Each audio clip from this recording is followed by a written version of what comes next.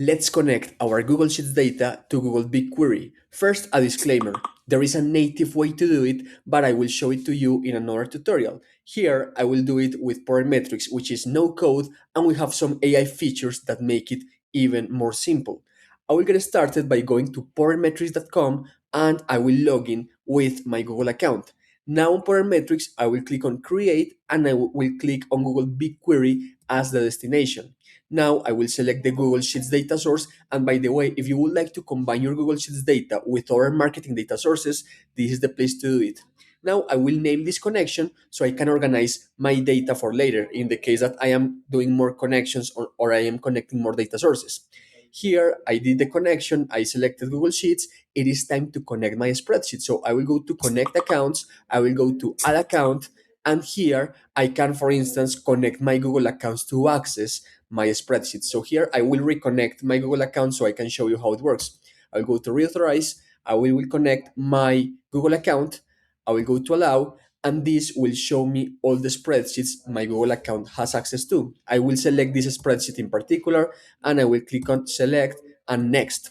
I haven't finished. Remember that it is not enough with the spreadsheet. I need to select the specific worksheet where I want to get the data from.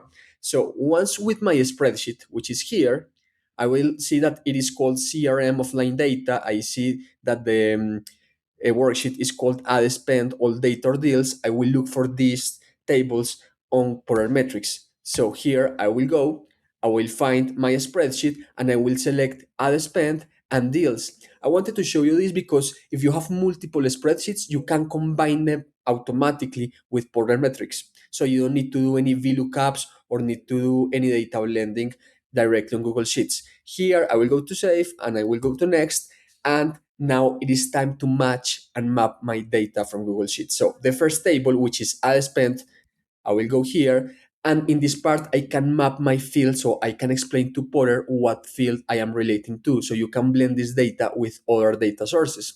For instance, my column that is called date, it is a date. So I will select the particular field, date is here. I have a field that is called ad spend and I will map it here as well. Whenever I want to blend, for instance, my ad spend from Meta Ads or Google Ads, it will also consider to map and blend the ad spend from this spreadsheet. And finally, my ad spend budget, I don't have any filter related with my data sources, so I will leave it as it is. I will go to save and I will do the same exercise with my other worksheet. So here on deals, again, my date, I will associate it with the date field, with the general field. And this is important because now with the date of this worksheet and the date of the ad spend worksheet, now they will be blended and mapped together because I am associating this field. So here on date, I will do the same with deals because I have a metric that is called deals that I could combine, for instance, with my CRM data. And the deals goal, there is nothing that I can associate with, so I will leave it as it is as a metric. I will go to save, then I will go to next, and it is time to create my query. So when I create a connection, let's say with Google Sheets, I could create different queries, one query for dates, one query for a particular metric, and so on. So in this query, I will get started. I won't change anything on the data source, so I will collapse this part. It is time to set up my Google BigQuery connection. So on Google BigQuery, the first thing I will do is I will connect my Google account. Once I connect my Google account, this will retrieve all my projects. If you are not familiar with the concept of projects, data sets, and tables, I will give you a quick recap. Remember that Google BigQuery belongs to the product, the Google Cloud. And in Google Cloud, you go to your Google Cloud Console account. Inside your Google Cloud Console account, we have organizations. Inside organizations, we have projects. This is what we're talking about here. On Google BigQuery, inside these projects, we can create data sets. And inside these data sets, we can create tables. And from these tables, we can create queries. I hope that this hierarchy gives you more clarity on how Google BigQuery works. So here I will pull my projects from my Google Cloud account. I will select marketing data.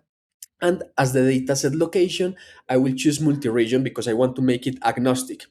If you have any preference in terms of speed or in terms of compliance, I recommend you to pay attention to this part. Now here, I need to define my dataset and my table.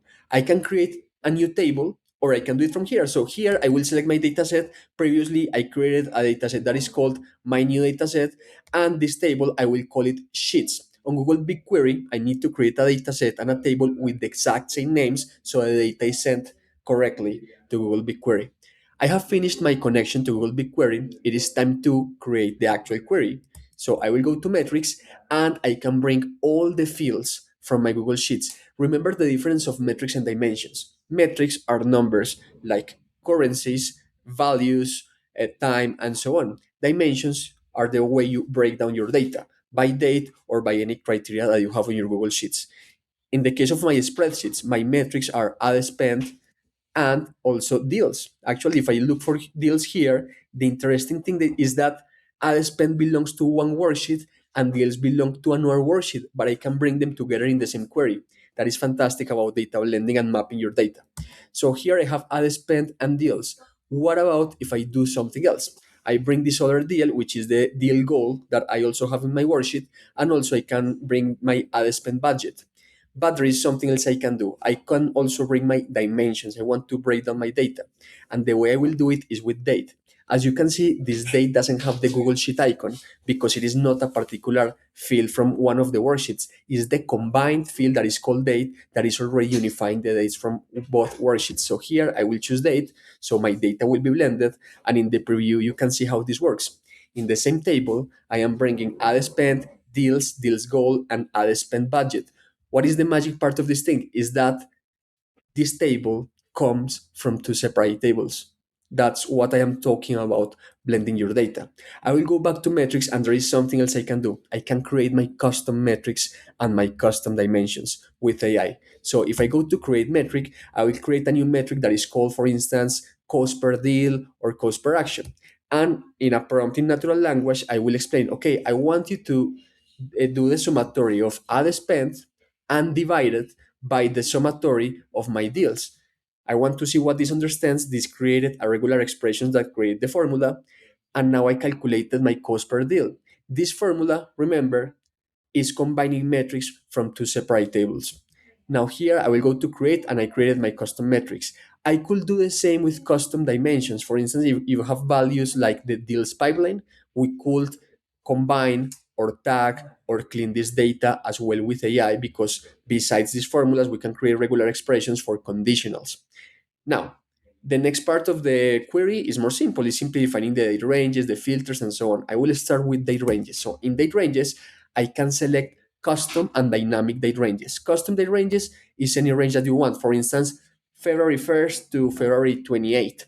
But my favorites are dynamic date ranges because depending on the current date, it will calculate accordingly. Some examples are this week to date, this month to date, this year to date, last year, last month, last quarter, and so on. So here I will choose this year to date, and in sorting, I want to organize my data by date and descending. So the data is chronologically in order. Now here I have my sorting and now I can schedule the data as well with natural language. I can say anything like every day at 5 p.m. or every Monday, Friday, and Tuesday. And this will understand my intent. Here I will say every 30 minutes. I want to have very often my refreshes. I will click here to the prompt and the AI understood my intent. Every 30 minutes, and also this will consider my time zone from my browser. I have created the schedule and the final part is the settings. The settings are important because are the way you want to export your data to Google BigQuery. My favorite is overwriting my data because it's the most simple one. It will remove the old table and every 30 minutes it will refresh the new table. In the case that you want to store or you want to manage historical data, I would recommend you appending. Appending the data will preserve the last table and beneath the last table, it will update or append the new table. In the case of updating, Porter will look for the similar values and it will try to match the data and syncing the data accordingly. Personally, I think that the most simple one is overwriting because I can write the data once again and again every 30 minutes. To finish my query, I will save it and now it is time to run this query. Here I will click on play and success means that my data is in Google BigQuery. So I will go to Google BigQuery, I will go to a data set I defined, I will go to a specific table, and when I go to a table, I will find the schema or schema. Here, I will see the exact same fields I created from my query. If I go to preview, I will be able to see the data from my Google Sheets. And this is how you can connect your Google Sheets data to Google BigQuery.